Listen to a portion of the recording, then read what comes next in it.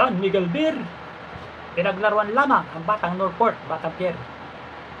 Pero kung bago pala kayo sa aking YouTube channel, paki-like naman at subscribe ng aking maliit na channel, Ronda Toda. Sa laban kanina ng San Miguel Beer at Northport, Batang Pier, talagang halos tambakan ang nangyari.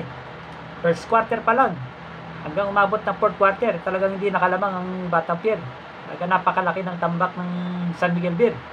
Napakabigat talagang kalaban ng San Miguel Beer. Halos lahat ng mga shooter nila ay gumana. Pumutok lahat. Talagang umulan ng 3-point shootout kanina. Talagang napaka-unstoppable talaga ni Marcio Lassiter. Talagang napaka-sniper talaga. Kung may Steph Curry ang NBA, meron namang Marcio Lassiter, PBA. Talagang i-compare mo na sa kay Steph Curry. Talagang napaka-solid talaga. Pag nabigyan ng bola, lista mo na. Talagang shoot talaga. Ang taas sa percentage talaga nila si Ted. Talagang veterano. Kagandahan pa nito, tumulong din ng mga kasama niyang mga shooter. Kagaya nila Simon Enciso. Halos nagpaulan din ng 3-point shot. Pati si Don Trollano. Ito si Don Trollano, talagang maaasahan to. Talagang pumuputok talaga to. Andiyan pa si Moto Tua. Kaganda kay Moto Tua. Sentro ang posisyon nito. At saka power play lagi ito. Pero malakas ang shooting percentage ito sa 3-point shooting. Kaya napakataas ang percentage niya pagdating sa 3-point. Ayun din, ang nagpahirap talaga kanina ay si CJ Perez. Halimaw ang laruan ni CJ Perez. Mapa 3-point, mapa inside game. May layup nga siya, 4 yung sumabay. Talagang hindi siya natakot Foul counted pa Ganyan talaga si CJ Perez. MVP mode na talaga yung laruan ni CJ Perez Halos hindi nahirapan si John Marpardo. Lahat ng mga kakampi niya puputok sa 3-point. Yan ang kagandahan sa San Miguel Beer. Talagang hindi talaga matitibag ang San Miguel Beer pag ganyan laruan. Pero mo, pag nag-post up si Pardo, ang galing niya umanap ng mga libre. At saka halos lahat. Talagang natataas ang percentage pagdating sa 3-point shooting. Malapit na rin ang playoffs, kaya nakakasigurado ang San Miguel sa top spot sa twice to beat advantage. Kaya napakahirap tibagin. Ang San Miguel Beer ay defending champion ng All Filipino Cup. Kaya talagang mahirap tibagin talaga.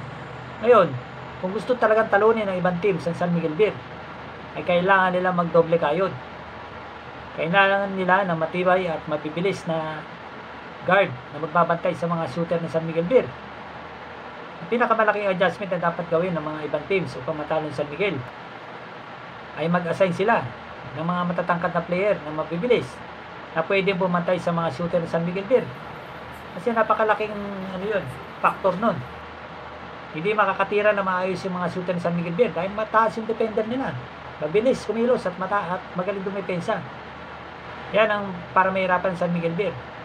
At saka ang pangalawa dyan, huwag nila palapitin ng shaded lane si John Marpardo. Pansinin ninyo, yung mga talo ng San Miguel Beer, na talaga nahihirapan si John Bar na makapasok sa loob. Talagang depensa talaga, napakabilis ng depensa at saka yung ball rotation. Rotation ng mga players sa depensa. Yan ang mga factor upang matalo ng San Miguel Beer. Talagang wala. Powerhouse talaga ang lineup ng San Miguel Beer ngayon. Kahit nga Hinebra hindi manalo sa San Miguel Beer Lalo na yung nakarang Governors Cup Talagang sweep sila 3-0, hindi sila nanalo Ganun kalupit ang San Miguel Beer ngayon. Kaya nilalaro ng San Miguel Beer ngayon. Talagang parang Golden State Warrior ng laruan. Halos lahat tumitira ng 3-point. Paano yung tatalunin yun kung halos lahat tumitira ng 3-point? Hindi nyo alam kung sino babantayan. Kaya advice ko sa mga ibang teams, para matalo yung San Miguel Beer, magdoble kayod kayo.